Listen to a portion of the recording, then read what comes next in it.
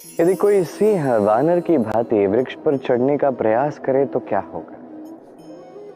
कोई मछली धरा पर चलने का प्रयास करे तो क्या होगा? ये विफल ही होंगे।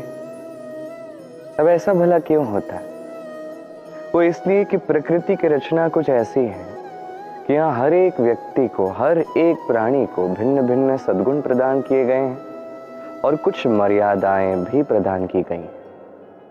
अब ये वृक्ष, पशु, पक्षी, इनमें इतनी क्षमता तो है नहीं कि वो स्वयं का आकलन कर सकें, स्वयं की मर्यादाओं को समझ सकें, स्वयं के सद्गुणों को समझ सकें।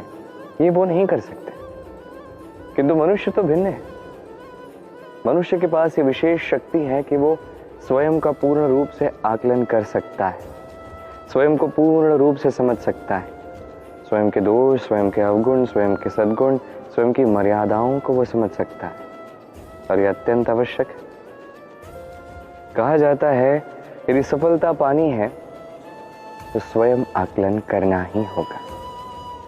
तो स्वयं आकलन कीजिए, स्वयं से परिचित हो जाइए और जीवन में कर्म करते जाइए, सफलता के शिखर तक अवश्य पहुंचेंगे। मनुष्य की सबसे बड़ी पूंजी क्या है? उसकी सबसे बड़ी शक्ति क्या है?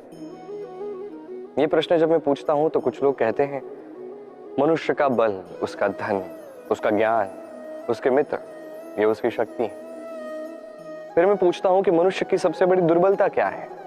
तो लोग मुझसे कहते हैं वो बल, ज्ञान, मित्र, ये सब कुछ खो देने का भय। इस संसार में एक ऐसा भाव है जो आपकी सबसे बड़ी शक्ति भी बन सकता है, सबसे बड़ी दुर्बलता भी बन सकता है। और इस भाव का नाम है विश्वास। ये विश्वास इतना शक्तिशाली है कि संसार की सबसे शक्तिशाली बेड़ियां भी इसे बांध के नहीं रख सकते, सबसे बड़ी दीवार भी इसे रोक नहीं सकते। ये सर्वशक्तिशाली विश्वास आपके लिए घातक कब सिद्ध होता है? जब आप दूसरों पर विश्वास करते हैं, किंतु इतना विश्वास करते हैं कि उसमें आप स्वयं को हीन बना देते हैं। आपका जीवन बस दूसरों पर आधारित हो जाता है, निर्भर हो जाता है।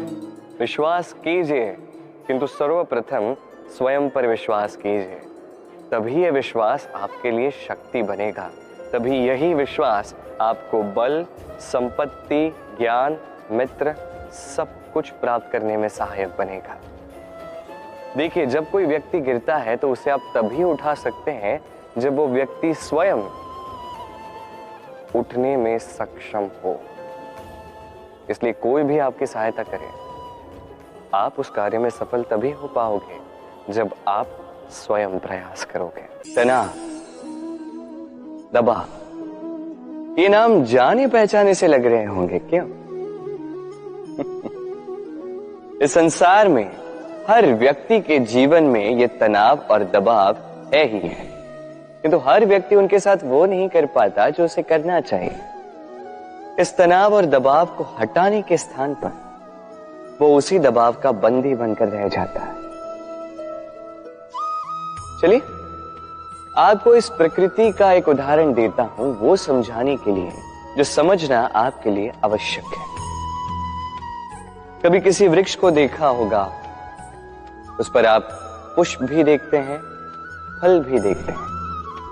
किसी पुष्प को हाथ में लीजिए और दबा कर देखिए, उसमें से इत्र निकलता है जो हमें भाता है।